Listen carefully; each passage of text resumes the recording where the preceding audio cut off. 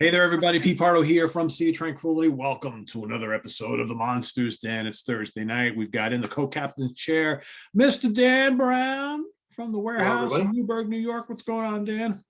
Not much, same old, same old. It's good to be back once again in the co-captain's chair. We like that. That's Where right. if anything goes wrong, you take all the blame. And yes, that is true. That's the joy of being the one in charge. That is true. But anyhow, but it is good to be back and talking about some exciting golden age goodies. Yeah. So specifically today, this is kind of like I guess movie release or Blu-ray release day here on the Monsters Den, and specifically we're going to talk about 5 new Blu-ray releases from Kino Lorber. We mentioned Kino Lorber quite a bit here on the channel because they have been a great company for releasing old classic films as well as some more recent stuff too. But for all of us who love classic cinema and specifically the horror thriller genre stuff, Kino Lorber has put out some good stuff over the years. But they have released over the last couple of months 5 really interesting titles that we're going to talk about today. And Dan's going to kind of kick things off with a little bit of history of Kino Lorber and what their kind of purpose in life is. And as we segue into talking about these 5 titles that they've released. Yeah, Kino Lorber started, there's Fox Lorber and then there's Kino. Kino Video started out as one of those boutique labels, but back probably in the early 2000s, mid 2000s, earlier, before many other places were doing it. And they specialized in a lot of silent films. They put out Broadway theaters and plays and such like this. And then they eventually joined forces with Fox Lorber and it's become a much larger operation. But one thing in particular Kino Lorber has done, and if we start getting into the history of film, is that, growing up, there was a lot of films that were lost, that were considered lost when I was younger. Things such as, oddly enough, The Ghoul by Boris Karloff, The Old Dark House, a number of other films that were lost in the late 60s and early 70s were rediscovered. And not that Kino Lorber is putting out any lost films, they have. Recently, and there's another wave, but what they've specialized in is they've been bringing out a lot of obscure Universal and Paramount horror titles that have been grossly overlooked by MCA Universal Home Video over the years. Now, if people don't realize that Universal Pictures, their cash cow has always been one of 3 things. One has been the classic monster line. 2 has been Abbott and Costello, and 3, yes, Deanna Durbin musicals. That is their 3 strong suits as far as any type of release or marketing. Now, Universal, somewhere along the lines, obtained the rights to the pre-1950 Paramount movie titles. And starting in the 1950s, they started marketing Frankenstein's Monsters, Abbott and Costello, and on a lesser degree, W.C. Fields and the Marx Brothers on Castle Films, which were an 8mm film company. And they made big money on this. Matter of fact, they bought Castle Films in the 1950s. So it appeared with a lot of these digest 200-foot reels of silent movies, which are a lot of fun to watch because they were able to edit coherent stories out of these full films. But that being said, they've always put out the Universal Monsters and the Abbott and Costello line during the entire time of home video. And they occasionally would bring out a Paramount film. For example, Murders in the Zoo. They brought out Supernatural, which starred Carol Lombard and Randolph Scott, which was actually another film directed by the Halperin brothers who did White Zombie. It's a film about possession. They also brought out Island of Lost Souls. These were Paramount titles, and Island of Lost Souls has found its way, and deservedly so, to the Criterion line of videos. Well, there's been a number of films over the years that never released on home video. It may have been released at one point or another on like syndication channels on TV or packages on television, but they never got better than a 16mm print or a horrifying print. So the fact of finding, let's say, a lost film that's been considered lost is very exciting news for anybody who's a film buff. But it's almost equally as exciting when you're able to find films that not be the greatest films in the world, but the only elements that have been circulating around the collector's community or television or reruns or YouTube have been these horrified, washed out, multi-generational duped films from sometimes substandard 16mm prints or dupes of prints. of which I had some of these films in my possession from, actually, as a matter of fact, one of them I had actually in 16 millimeter years ago, and they weren't that great, and transfer facilities. So when they come out, they have taken elements. Universal, and recently over the last couple of years, has not only cut a deal with a company called BCI to re-release cliffhanger serials from original elements, as in negatives and or lavender prints or 35 millimeter masters, but they've somehow cut a deal with Kino Lorber. Now, Kino Lorber is not handling Abbott and Costello or the Wolfman, because that's their bread and butter. But all of a sudden, the last couple of years, and they've done some even more in the past, which we'll talk about later, maybe, but they brought out some obscure Paramount films, Universal, in the last couple of months. There are films that had never seen the light of day. And I mean, honestly, the transfers are stunning for original elements, which makes you wonder what's sitting in the vaults. But the beautiful thing about it is there is a loop. Apparently, in the last few years, there's been a new regime at Universal that are saying, why are we sitting on these things? Let's make some money on them. Now, they're not going to go out and do something like The Secret of the Blue Room on a mass scale to sell as a DVD in a store, especially in classic, because they may not sell that many copies. But they can certainly lease the rights out, where the small company will co-op with the scanning of the negatives and release it as a secondary company. And that's what they've been doing with this stuff here. And Kino Lorber has gotten a hold of some great stuff. Mind you, let me preface this. I'm a big fan of classical horror. The mystery of these films and the fact of not being able to get them far outweighs, in some respects, the actual films themselves. They're not great classic horror films, but the fact of being able to see them and the stories behind them and why they were made is even more intriguing. So without further ado, I will pass this over to you, Peter. Yeah, so that's absolutely true in watching all of these. And I will say, I had never seen any of these before these releases. Okay, so this was my first time viewing all of these.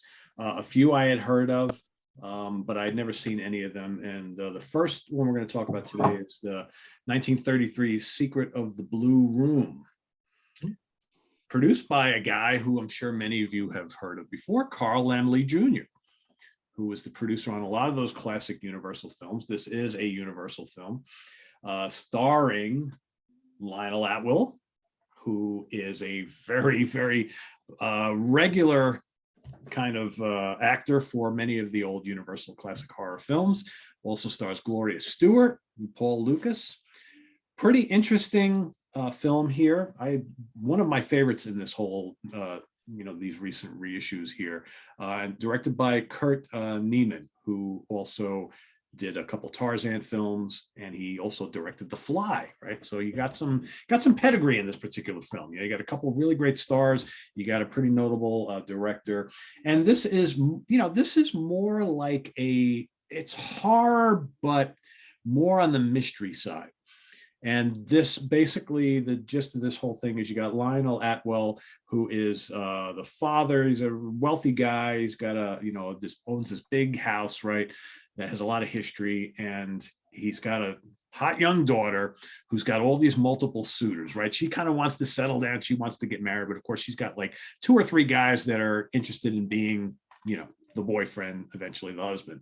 And so they're all kind of like showing up at the same time, vying for affections. But, in a conversation they're all having together, they start talking about years ago in the 13th room in this house that Lionel Atwill owns, there was a series of brutal murders that occurred, and each one of them happened at 1 a.m. in the morning.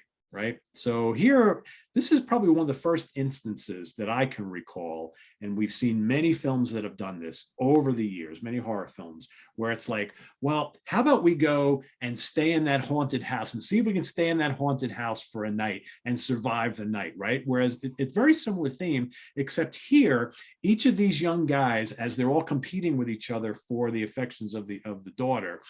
Well, you know what? I'm not afraid of this old story. I don't care that all these people were killed in that room. You know what? I'll go stay. I'm going to show you that I'm a better man than you are. I'm going to go stay in that room for starting tonight. I'm going to sleep in there overnight. I'm going to wake up in the morning and I'll be fine. And she'll think I'm the greatest because I was brave enough to do that. Right. So, of course, the one guy, I think his name was Tommy, if I remember correctly, he goes and he stays in there. And in the morning, he's nowhere to be found. What happened to Tommy, right?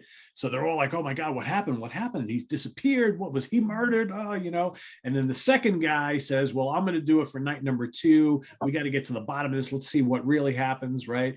And then he's gone, right? And then so that's the whole story. And then, you know, as the movie unfolds, it's a great murder mystery because they keep throwing these little like red herrings, trying to get you to think, well, who's behind this? What's really going on? Is Lionel Atwell the owner of the home, the father? Is he the one that's doing something here? Is it someone else? Is it a killer that's roaming around, that's been roaming around? We don't really know. I love the twist at the end because I didn't really see it coming. And the movie has great atmosphere. And it's a really good kind of whodunit type of a film.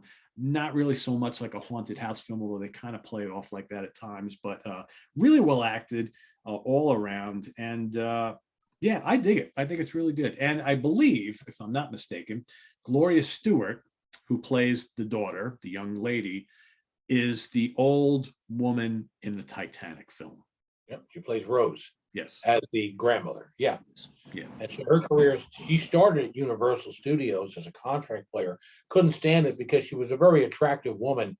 And sadly, as the more I research film as I get older, I realize how much Hollywood was such a racist and sexist business in the 30s and 40s, how things were put in their place and women were this and that. And basically she was just passed around in these B motion pictures in, you know, as the pretty girl. They weren't using the developer as an actress, and she moved on eventually to 20th Century Fox.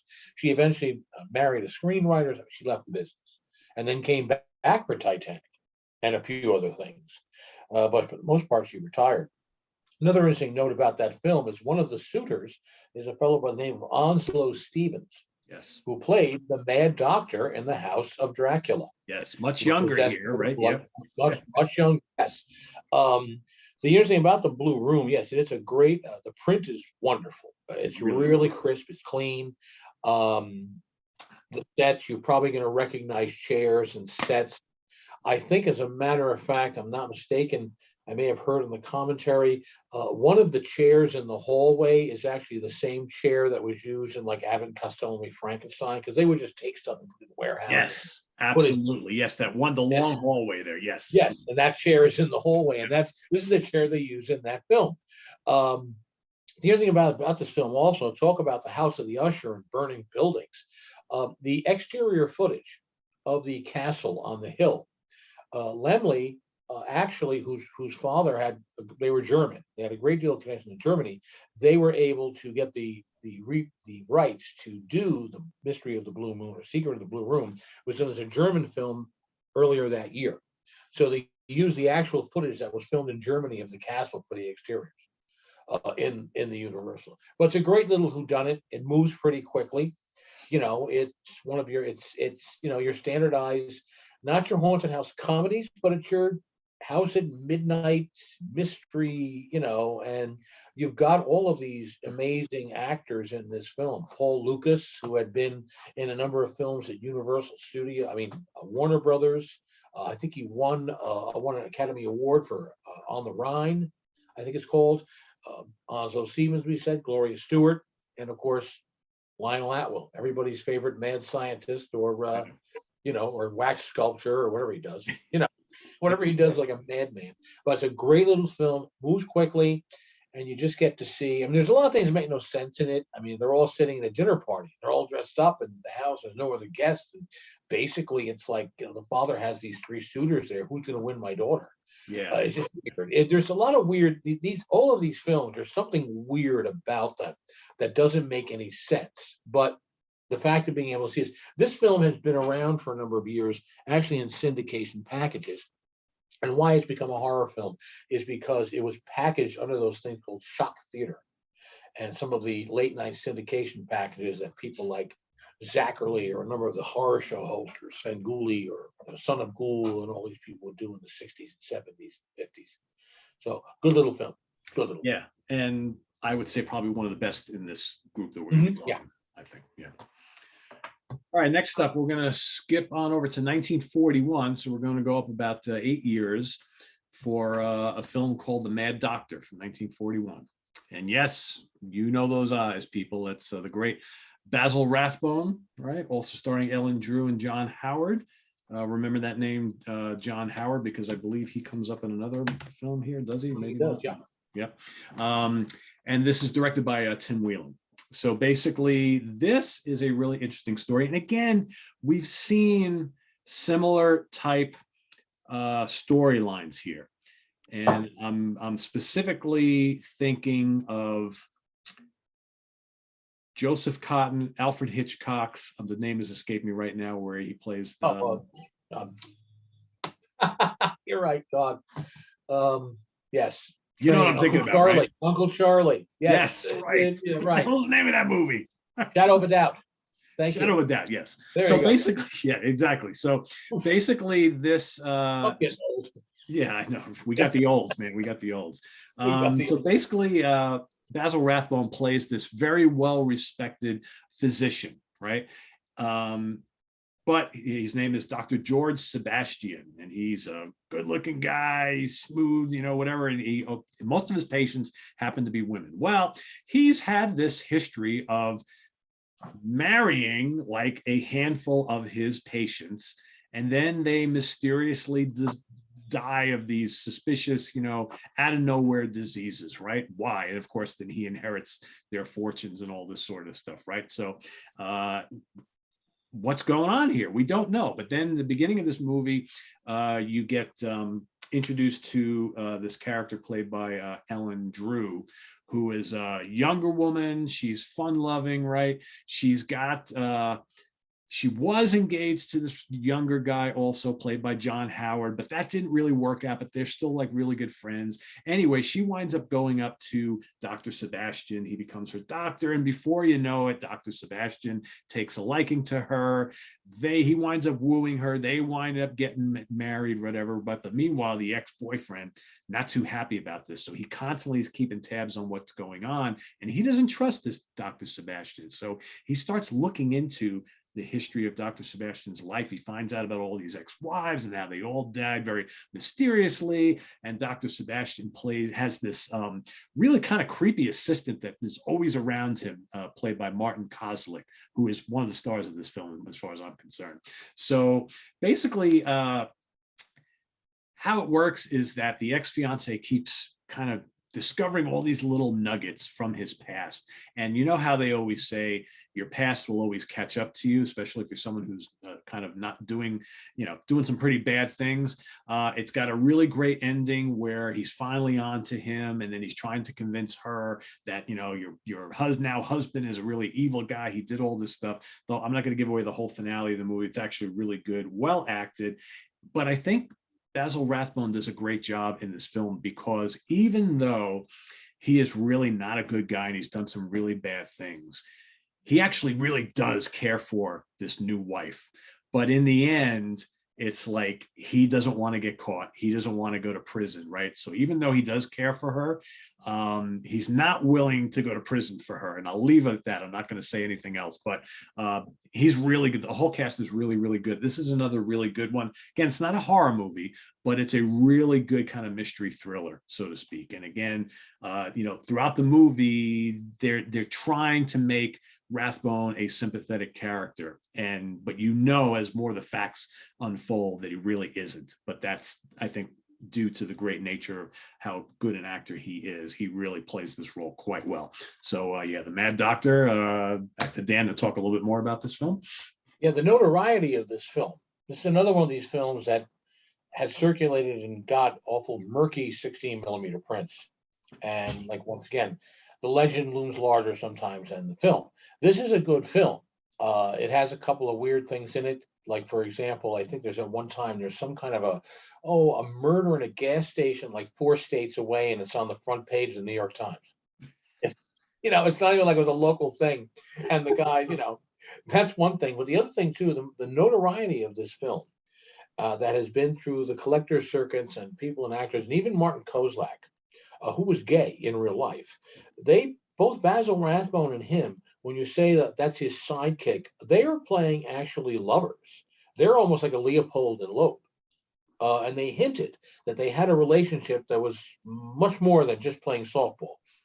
And so that's been the notoriety of the film. And they kind of camp it up a little bit. And there's certain things that are said by Merton Kozak in particular, but that's the notoriety. The interesting thing about it is that in actuality, they worked together as a team, but yet they were lovers. But they couldn't do it because of the code. And apparently Basil Rathbone and Martin Kozak got a big giggle out of the whole thing of being able to see how far they could push the envelope without crossing over the production code at that time. And they did a pretty good job with it, because you can see certain action going like, okay, this is kind of weird, but it's a good film. Uses the New York thing. The other thing about what's interesting is that here it is. He's this high paid, high priced, very influential doctor or psychologist, but no one's ever done any background research on him. He just comes into New York, opens up a practice, and next thing you know, he's got like the Vanderbilts and the Astros going to visit him. I mean, he's the true epitome of, yes, a con man, and he's also a Uncle Charlie in shadow of a doubt. Yeah. But it's well done. Once again, anything with Basil Rathbone is always fun to watch. And once again, this is one of these films that has kind of like fell under the radar over the years, but has always been spoken of fondly and quietly in darkened rooms by film collectors. Yeah, absolutely. And there's it also, the film, I'm not going to give it away, but at the end of the film, his character does something that, usually kind of looked on as taboo in films of this era, right? And it's even today, it happens too often today, so it's become commonplace. But back in the day, again, I'm not going to give it away. You'll have to watch the film, folks, because it'll give away the whole ending if I say the word. But yeah, the kind of, they some of these movies tackled some things that were not of the norm at the time, and it's always interesting to watch some of these old films and say, oh wow, they really went there back in 1941, right? But sometimes they did. So, and this taboo thing we talk about, just to whet everybody's appetite, is that subject is approached in one of the Val Lewton films. Yes. I'm not going to say which one, so now everybody can go out and watch all the Val Lewtons, right? And say, maybe come up with the idea. It's like, kind of, where's the Trinidadian Calypso singer? Where'd he go? Why is he in the Mad Doctor? Yeah, true. But that taboo subject is brought up in one of the Val Lewton films. Yeah, and they handle it very similarly. Yes. But anyhow, yeah, it's a good film. It's like, hey, it's worth it. As soon as these things were announced, I jumped on it. I just, so there you go. Mad Doctor. Mad purchases, Mad Doctor. That's right. All right, we're going to stay in 1941 here. We're going to go with a Paramount film called Among the Living. And Mad Doctor's Paramount as well. Yes, that's right. Yeah, I forgot to mention that. Absolutely. So Among the Living stars, directed by Stuart Heisler, starring Susan Hayward, Albert Decker, Harry Carey, and Francis Farmer. Everybody should know that name pretty well, right? So Mr. Decker plays two roles in this film. He plays twin brothers, one of whom had supposedly died when they were 10 years old. But as we find out in this film, he actually sort of went insane, and they kind of hid the kid out in a secret room in the parents' house for decades, right? So the rest of the world thought that he was dead, right? But the story is he apparently went insane while he was still, an active member of the family and society. So they didn't, just to deal with it, they figured, let's just sweep him under the rug and lock him up in the house for the rest of his life, so we don't have to deal with him, so to speak. And then starts off the normal brother. He's like a, regular member of society, he's married, right, whatever. So he actually winds up going back to his old town. He kind of hooks up with relatives and the old butler of the house, and so to speak. And all of a sudden you start to hear stories about his brother, and then all of a sudden you notice that his brother is still alive, and he meets his brother, and interesting photography for back then, where you've got the one actor playing the two roles all in the same scene together. But then eventually the brother, the insane brother winds up going out in society, and everybody thinks it's the other brother, right? So it's a really good, like, and it takes place down south. So it's got a lot of Southern charm, this film. The house where he was locked up, it's on like a plantation, right? So it's this big sprawling home and whatnot, but it's all like kind of run down because he's been the only one there living in there for all these years, but the butler's been kind of feeding him and taking care of him. So, but it's a really good psychological thriller. I think Decker is really good at playing both roles, and the movie looks really good. It's a really nice transfer. I will say all of these look really good. I think Kino Lorber did a really good job on them.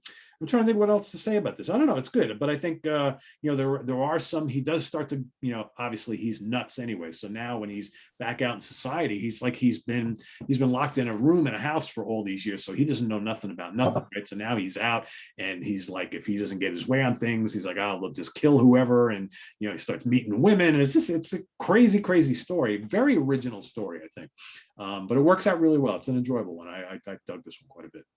Yeah, bottom line, he's a homicidal maniac. Yeah, I mean, it's not like he's ill or he's a homicidal maniac. he's nuts. Yeah. I think that's why they had to do something with him, because he did kill somebody or something. Yeah, and Albert Decker got this role. I mean, Albert Decker was viewed as an exceptionally gifted stage actor and a good actor in general, and he actually got this role based on his performance in Dr. Cyclops, which was also a Paramount film from 1940. He does a great job playing the rather, and even the, you know, I have to admit, even the, and we're not giving anything away because you know the crazy brother's alive at the first 6 minutes of the film.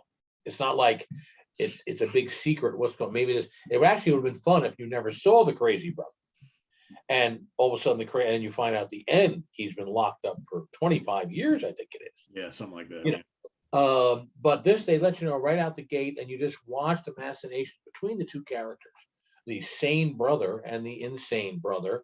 And Harry Carey plays like the town doctor, and he kind of like fudged the death certificate, to say that much. He's kind of been responsible for keeping this guy like on ice. And I feel so sorry for Pompey, who was the butler or the groundskeeper. This guy had to take care of this lunatic for 25 years. And the guy talks very calm. He very much reminds you, if you've seen that TV show called Headhunter, he plays like that. He plays like that serial killer, the real guy who's like 7 feet tall in real life. And he's put away. He's just very soft spoken. And he's still in prison. And this is how Albert Decker comes off, very soft spoken and childlike. Yeah. But he's a lunatic. And Susan Hayward plays like a gold digging bitch. Yeah. It's well done. And I said, other than the fact of keeping this guy hidden for 25 years in the house, I find it hard to believe that, you know, when you see any movie where there's some family living in a house for 25 years, there's either a lot of inbreeding or there's cannibals. Something just goes off the rails. This guy is like well-dressed, sitting in his room. Pompey brings him dinner, and hi, Pompey, how are you? Isn't it a pleasant day? It seems like a lovely afternoon. And that's it. And nobody in the town knows any better than he's there, other than Harry Carey, the doctor. You know, it's well done. And it's actually, this is a film that actually, of all these ones that weren't restored at one point, this one suffered the most. The prints that circulated of this film were so contrasty and dark. There are sequences you can't even see. But this film, out of all of them, was a major revelation, because this was probably the best of the restorations. And is it top-notch cast? Good film, highly recommended. And these films only run about 60 to 70 minutes long. These are not 3-hour epics. Yeah, no, they're all barely over an hour. Yeah. Okay, good film. I like it. And Frances Farmer plays the wife of the good brother, or the normal brother, and apparently she was very unhappy with this role because she really doesn't have a hell of a lot to do in the movie. No. And this was also during her, you know, drinking days, right? I mean, was she starting to lose at this point? Yeah, yeah. It's a real shame. You know, very pretty woman with a lot of talent, and yeah, she went a little cuckoo off the rails there for a while. All right, next up, 1946, The Spider-Woman Strikes Back. And yes, that is Mr. Rondo Hatton there. There you go. Otherwise known as the Creeper, right? Universal wanted him to be their next big horror icon. So this particular film, this is a latter period Universal movie, right? So 46. So this is 46. Yeah, this is right after House of Frankenstein, House of Dracula, and right before Frankenstein meets the Wolfman. This is right before they became Universal International. Yeah. When they were bought up. So this was under the Universal banner. Things were as they were, B-movie production, et cetera, et cetera. This is right before the acquisition. As we know, Abbott and Costello Meet Frankenstein is actually released on the Universal International label, not Universal. But anyhow, I'm sorry, just want to add that in. Directed by Arthur Lubin and starring Gail Sondergaard in the title role, right? But although technically not, there's weird history here. So she played in the Sherlock Holmes film, The Spider Woman. And this is titled The Spider Woman Strikes Back. So interestingly enough, she's a totally different character, but the same actress, and they decided to kind of like play off of the success of that and just title as The Spider Woman Strikes Back. For whatever reason, they could have called this anything, right? Pretty interesting film, but not a sequel to that for those of you watching. So Brenda Joyce plays a young secretary who comes to work in the estate of a blind rich woman, okay, which is Gail's Sondergaard's character. And you start to see some weird things happening in the house. And Rondo Hatton plays her disfigured servant, Mario. And so, this young girl is working for this blind woman, and she's, she thinks things are a little weird in the house. And the blind woman who, is very much being protective of her, but not wanting her to have any contact with the outside world. She's got a boyfriend. She doesn't want her hanging with the boyfriend. She doesn't want her going out, leaving the property, all this kind of stuff. It's really weird, right? And I think, Brenda's character is kind of thinking, yeah, it's a little strange. Maybe that's just the way she is, right? But then you start to notice, as the days go on, she's oversleeping in the morning. She's very tired. The Spider-Woman's character, she keeps pushing certain types of food and drink on her all the time. What we find out is, and I'm not really giving anything away because most people probably figured this much, that she's not blind at all. And she's actually kind of like a crazy scientist. And she was working on this new death serum where she's combining human blood with spider venom. So basically what she's doing is she's feeding this stuff to her secretary who's living on the estate every day, hoping that she passes out. And then they're slowly but surely taking blood from her to do these experiments. So it's actually a really weird little kind of almost sci-fi-ish movie in a strange way, right? Interesting finale to the film. And what's really kind of, and this is barely over an hour. It's in fact, I think it's not even an hour. It's 59 or 60 minutes. Mm-hmm. But what's interesting is that, she's got this servant who's played by Rondo Hatton, who barely speaks in the movie. He kind of grunts and says a couple of things here and there. But he's very, very loyal to her. But as the movie goes on, you can tell he kind of starts to really take the side of the secretary, right, and not want any harm to come to her. So that's kind of the way the whole climax finalizes here. But a pretty enjoyable movie. But it's so damn short. It's so damn short. It could have been a little longer, but it's fun. I enjoyed it. Can you just stop this for just 1 second? Yeah. Yeah, because I'd let the dog out. Tell me when. Yeah, I know what it's all like having the dogs to go out. So yeah, so we're back. We're back now, and he gave me his 2 cents about Rondo Hatton, so he's good. This film came around at the end of the regime of Universal Studios, mentioning about the Spider Woman with Gail Sondergaard playing the Spider Woman from a Sherlock Holmes. Well, Rondo Hatton's character of the Creeper, he appeared in The Pearl of Death with Sherlock Holmes. So he played the character of, quote, literally the Creeper in that film. So their thought at this time was to actually try to reboot a new horror series. And they put the two of them together. It's kind of an elegant mess, because I said it has nothing to do with the sequels, the characters, even Gail Sondergaard did not like the role, very much like with Dwayne Jones when he did Night of the Living Dead. It wasn't until years later they started saying okay, well, people like the film, they like my performance, but they kind of disowned it.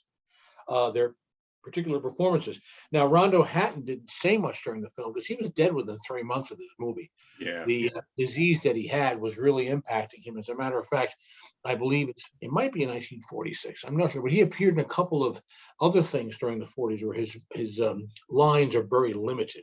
I mean, he could speak. He was articulate. He was actually a writer in real life before he was. Rumor has it he was impacted by mustard gas during World War One. And this perpetuated this disease, acromegaly, very similar to elephant man's disease, that would treat, Andre the Giant also had the same illness. But yeah, it's a fun little movie. Rondo Hatton just looks thing, and the interesting about Rondo Hatton, he comes off as looming and huge, but he was only like 5'4". Yeah, he was a very tiny guy. I like this film only because it's just so weird and it's an oddity. It's just this kind of like weird hybrid. And shortly thereafter, Universal Studios was sold and bought by Universal International. And they created, and as a matter of fact, they literally closed down their B movie division, certain divisions, their serial division. They did a number of things. They just trimmed it right down because the war was over. And as a matter of fact, to be quite honest with you, there was a lot of give and take and arguing and screaming and yelling when they were going to do Abbott and Costello Meet Frankenstein because of the budgets and this and that, and Universal International did not want to do it. But if I firmly believe that if Abbott and Costello Meet Frankenstein was not a success, we would have not gotten the other films.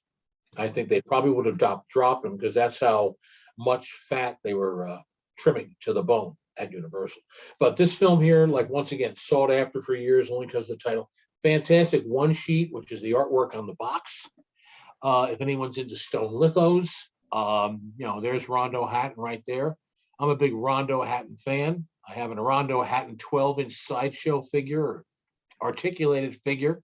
I have what else? Yeah, what else do I have of Rondo Hatton? I have a couple of Rondo Hatton things sitting around that nobody else would have. But yeah, it's I always got a big kick out of it. He's one of those people that people say, "Oh, the creeper! Oh, the creeper! The creeper!" Well, they tried. They wanted him to be like the next big thing, and well, he had done a film. They were going to call it The Creeper, and it came out on PRC, I believe, Producers Releasing Corporation. They had finished a film with him that came out under the name The Brute Man. That was a finished Universal film. But when Rondo Hatton passed away, this is useless. Let's just sell it outright. So they were able to sell it to, like, that's why when you see it, it's on PRC, not Monogram. And you say, God, the production values here, although B grade, are far above the Z grade production values that most of the lower Poverty Row studios had put together. But that's where that came out that way. But that was a Universal film starring Tom Neal from Detour and a few other things. But good little film, like it, just for the sheer weirdness of it. And Gil Sondergaard, I think would have made a very interesting series had they had good writing and they decided to up the ante with it. You never know. It was so short. It just seemed like something like it was missing something. Like it wasn't a full-fledged idea, right? Because it had its moments, I think. And like I said, it's kind of science fiction-y in a way, which I thought was kind of neat, Well, she's the mad scientist. I mean, things that, something like in Tarantula with Leo G. Carroll, these mad scientists doing these things or working with insects and bugs. And if I'm not mistaken, I think in the Spider Woman, she did raise spiders, was she not? Yeah. In the film, with the Sherlock Holmes film.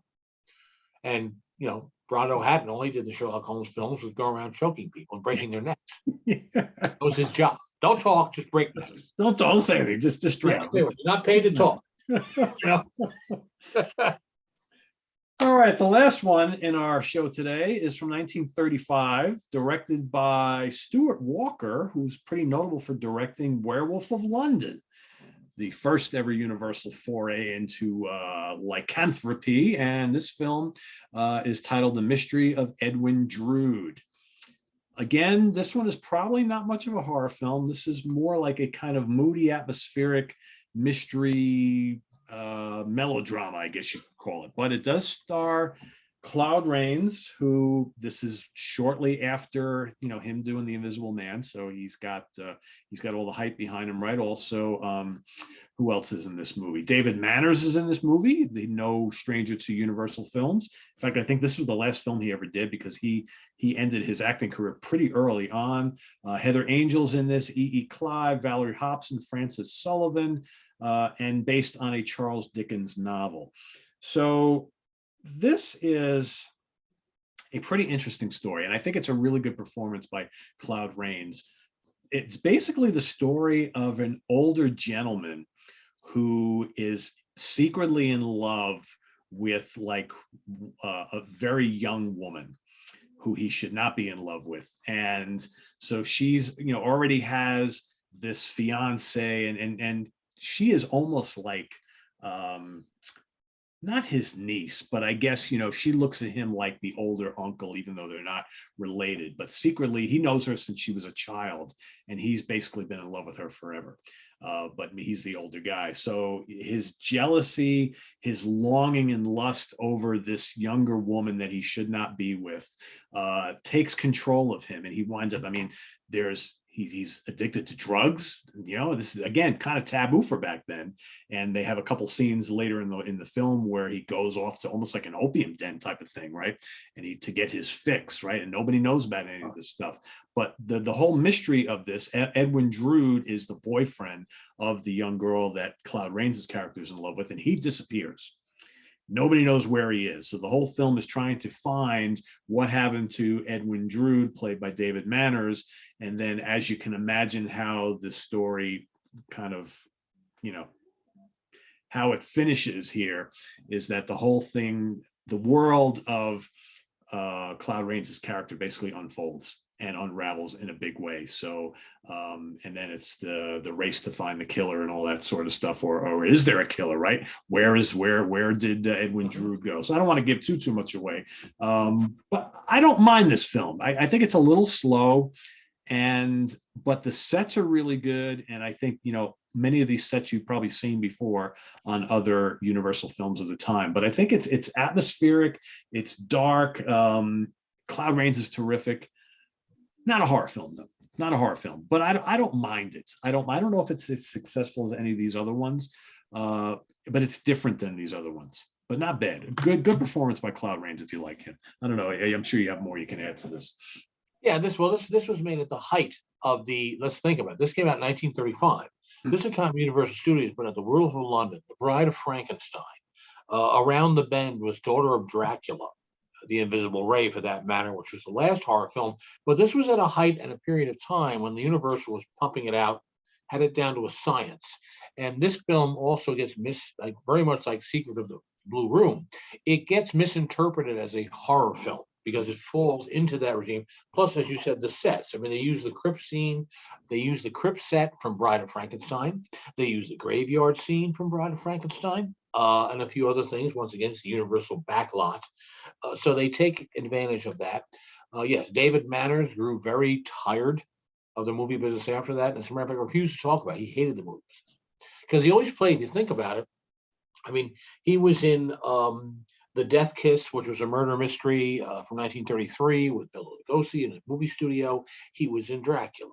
He was in The Mummy. He was in The Black Cat. He was the general purpose white milquetoast guy that really had little to no good-looking face that had to be in every one of these films, right? Yeah, and little to no character development. He was just there. He was the boyfriend. I think that's why he grew very tired of it, because he was an actor, and you got typecast as kind of like the boring love interest, that you're hoping to God they'd run off with Claude Rains, or they'd run off with Bela Lugosi, or even Boris Karloff as a Satanist. Who cares? Please just get me a boring guy. But he apparently refused to talk about. He rarely ever spoke about his Hollywood career. Once he left it, he never looked back. Yeah. And he had been tracked down a few times for interviews. And the minute you start talking about Hollywood and the film business, he would just clamp up. But he made a few comments now and then. But other than that, he was not very happy with it. But yeah, this film gets bugged in. Good. It's more of a melodrama mystery drawing room British thing that you would see on Masterpiece Theater. But it's well done, and it's well. The production values were very good. probably the best production values of all the films we have talked about this evening. Oh, I would agree. Yeah, I would agree. I mean, and that probably goes more to the whole Universal was really peaking at this point in time. So oh yeah, this is they were, so but it's well done. I'm glad they did this. This is one that had kind of shown up on cable a few times and had been in circulation now and then. So it was no great mystery when it came out. But this is only the tip of the iceberg, by the way. We're talking about all these things that have come out on Kino Lorber that kind of slip out, and you find out about them. Wow. And that even includes some RKO films and stuff. And I can't wait what's around the bend. They have a lot of stuff coming out, and they're actually doing restorations, and they're working hand in hand with Universal Studios, a company that has always been rather tight-lipped with their inventory and what they have in the vaults. So these were all welcome additions to my collection. It was great to see them in great prints, and hopefully we can revisit some other Kino Lorbers in the future, or maybe future ones that are coming out that will be of interest to people and viewers of the Monsters Den. Yeah. And for those of you who watched an episode we did, geez, a month or so ago, where we talked about a lot of silent horror classics, and a good bunch of those were reissued by Kino Lorber as well. So they've had their hand in a lot of films from the classic era, and they're doing a really good job on themselves. Can I show them a couple of things that they have put out? I have the cases here. Oh yeah. I mean, they have put out, for example, The Game of Death, which is a remake in 1946 on RKO of The Most Dangerous Game, which is actually very well done. It's, once again, great print. They have put out two of the Maria Montez and John Hall Arabian Nights and Alibaba films in color restored, and they are actually they are working on putting out a 3-disc set of Maria Montez films from the 40s, like Cobra Woman, Sudan. So these are like fantasy films that might fit into the motif. Once again, two of my favorites of all time, I'm sorry to say, but The Ghost Breakers and Cat and the Canary. Oh yeah. With Bob Hope and Paulette Goddard. Something that I had mentioned before, a great watch. Once again, the Halpern Brothers or White Zombie. That's called Supernatural, with Carol Lombard in an early role, and Randolph Scott, about a woman being possessed, I believe, by the spirit of a murderess who's been executed. Boris Karloff in The Ape. I don't know why they did this one, but this is a monogram film that he did in 1940 at around the time when he was under contract doing the Mr. Wong mysteries. Typical mad son. There's always an ape involved, something in these films. There's always. And it's got Karloff, so it's fun. Right. And then the last one, which is something to really look into, and this was something that was, quote, lost for many years. I say it's great to find things that are lost, and it's great to find stuff that they can restore. Many years ago, there was a rumor of a film called Deluge. Deluge is a film in 1933 by RKO, in which they created miniatures about the end of the world.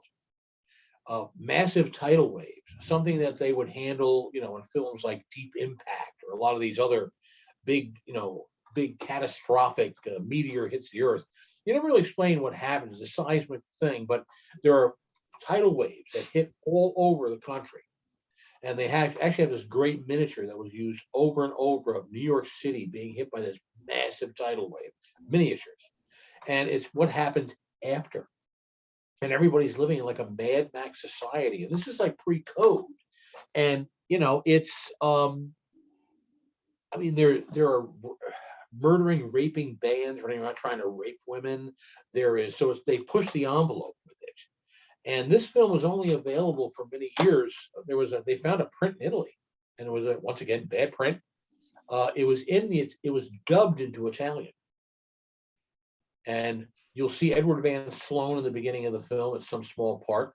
And eventually they found an actual 35 millimeter print. I don't know exactly where they found it. It may have been in Italy, but not dubbed. And they restored a beautiful print of it. And it's a post-apocalyptic American version of that type of a genre. And it's a worthwhile view. And it's an interesting piece of history. And once again, see Edward Van Sloan. You can't get enough Edward Van Sloan. No, not at all. Yeah. But these are some of the things they've touched upon, and there are many things other that they're working on at the moment. and I'm pretty impressed with what they're using, some ingenuity, using some smarts to put out some stuff that, at least in my lifetime, you know, are the people that aren't, people that appreciate the films like us. So there's plenty more to come. Maybe Peter will have me on again. We start running out of things to talk about, and talk about Deluge. There you go. So there you have it, everybody. A look at some recent Kino Lorber releases. Go check them out. A lot of good stuff here. Yeah, they run under $20 a piece, and I think if you go catch them at a certain time during the year, they go on sale for like $14.97 a piece. Yeah. And the best way to get them is go directly, unless you want to get a used copy on eBay, go directly to Kino Lorber. Over a certain amount is free shipping. And they've got plenty to choose. They've been putting out W.C. Fields films, if that's your taste. And they have a number of obscure 70s films, too. They've got some great stuff out there. Prime Cut with Lee Marvin. They're putting out Busting with Elliot Gould and Robert Blake. All of these 70s films that nobody gave a damn about. And these come from the Fox Worlds. Yeah. And, so they have some great stuff to choose from. And check them out. Yeah, they do this just like all these other companies do these regular sales, whether it be Scream Factory, Vinegar Syndrome and the Severin and Synapse. I mean, they all do this Criterion. They all do these sales periodically during the year. Breaks our wallets. Yeah, and they all tend to do them at the same time, which really sucks, right? Because it's like a month of, how do I hide this stuff in my house? How do I test the wife? Go, we're on errands. I gotta wait for the postman. That's right. No, it's wild. I look at stuff and I go, no, I don't really need this, but yes, I do. And what do you say? The curse is real. The curse is real. I'm telling you. The other thing, let's get physical, whatever, the whole thing. God, I know, but it's a lot of fun, and and it keeps motion pictures alive, which I think is very important, particularly older films. Yeah. It's shocking how many people don't really know about older films. I mean, not that I expect them, but it's strange. But when there's stuff like this, and if somebody's watching your show and says, "Wow, I'm going to watch The Mystery of Edwin Drood," or "What is this thing about a Spider Woman?" and "Who's Rondo Hat?" Boom. Go Next discover thing it. You may have whet someone's appetite. That's right. That's what it's all about. So thanks for watching, everybody. This is on the web at www.seatranquility.org. We're on Facebook, we're on Twitter, of course, we're here on YouTube all the damn time. Make sure you check out our merch page below. You can get this fantastic new Monsters Den shirt that we've got. Very, very cool stuff. For Dan Brown, I am Pete Pardo. We'll see you back here next week for another edition of Monsters Den. Till then, take care, everybody. Have a good one. Bye-bye. Bye, everyone.